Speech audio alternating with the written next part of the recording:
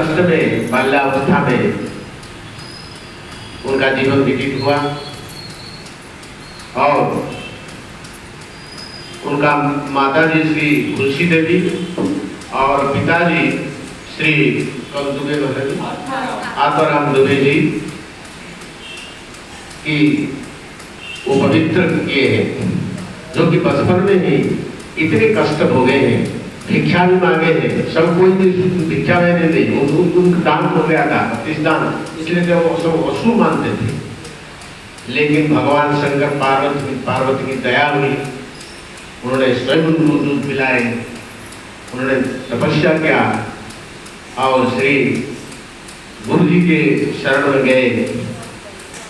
गुरु जी ने इनको राम मंत्र दिया और पढ़ाया सिखाया।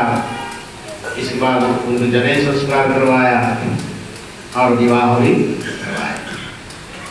इसके बाद वैराग्य और जो जिस प्रकार लिखा हुआ है, ये सब हम लोग को समझने के लिए कि ये पंचभौतिक शरीर में इतने आसक्ति आता है, तो इतने आसक्त यदि आप भगवान राम के प्रति होता तो भगवान राम जी मिल जाते हैं। इस शब्द में उनको वैराग्य है लिखा हुआ है, क्योंकि हम लोग को ऐसा भावना आना चाहिए। संसार से नश्वर शरीर है, नश्वर संसार है, लेकिन ये नश्वर शरीर ही ईश्वर को प्राप्त करना सहज है। तो आज श्री रामचरितमानस पाठ में महाराज जी कहते थे, रोज आप कुछ 2 पन्ना हो, 4 पन्ना हो, 1 पन्ना हो, रोज पाठ करिएगा। वो मंत्र है, जैसे गीता और भागवत श्री रामचरितमानस भी मंत्र है। एक बार हम सुने महात्मा का, जब उन्होंने वृंदावन गए थे, उस समय श्री सूरदास जी महाराज जी ने उनका भी प्रभाव रहा, तो दोनों को बातचीत करते हुए कहे, आपका कविता सही है ना, हमारा रामचरितमानस ठीक है। तो संत सूरदास जी महाराज जी ने कहा, हमारा जो पद लिखे हैं वो उच्च कोटि का है। तो इसका अर्थ उन्होंने कहा, वो स्वयं रचना किए, उनका स्वयं बोले हमारा अक्षय है, और रामचरित्र श्री रामचरितमानस अरे वो तो मंत्र है, वो हमारे कविता से कहीं बड़े हैं, वो स्वयं मंत्र है।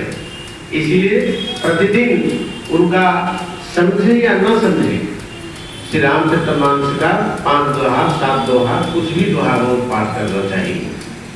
तो संत तुलसीदास जी महाराज जी के जन्मोत्सव भी हम लोग को पालन करना चाहिए सबको, कारण विश्व में हम लोग को उनका लाभ ले रहे हैं।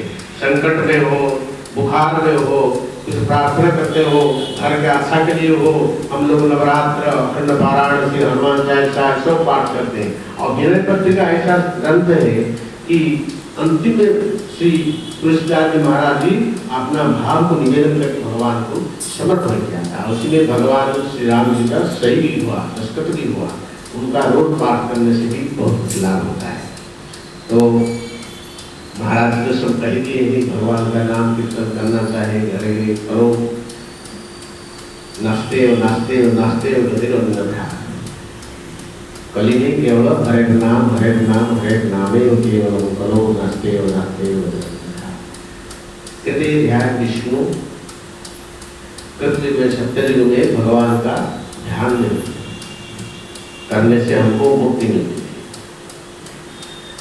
और जतते मकई श्री जितने भगवान जिस समय हम लोग कहते हैं अयोध्या जी उस समय भगवान का यज्ञ यागादि द्वारा भगवान प्राप्त करना सहज होता है। द्वापरे परिवर्त्यायाम भगवान का पूजा अर्चना करके द्वापर में करो तत्श्री राम कीर्तन, कली में तत्श्री हरिनाम कीर्तन नहीं होता है।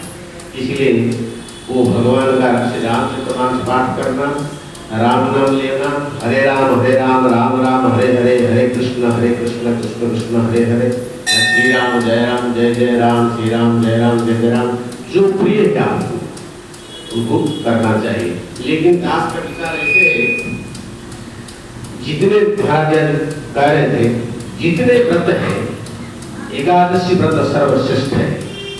एकादशी व्रत से बड़ा कोई नहीं। जितने नाम हैं भगवान राम नाम से कोई बड़ा नहीं। राम रामेति रामेति रमे रामे मनोरमे सहस्र नाम ततुल्यं श्री राम नाम बरामे। और जितने स्तोत्र है श्री विष्णु सहस्रनाम स्तोत्र से इसी दास का विचार है, संतों के मुक्ति मुखर्जी दास सुना है। इसीलिए आप एक एकादशी व्रत को अनिवार्य मानना चाहिए, उसमें कुछ नहीं खाना चाहिए। जब भी शरीर खराब है तो फलाहार कर लेना चाहिए और राम नाम सदा है। भगवान शंकर भगवान अभी शिव पुराण हो रहा है, भगवान का राम नाम भी हो रहा है, कीर्तन भी हो रहा है, लेकिन नहीं सब प्रकार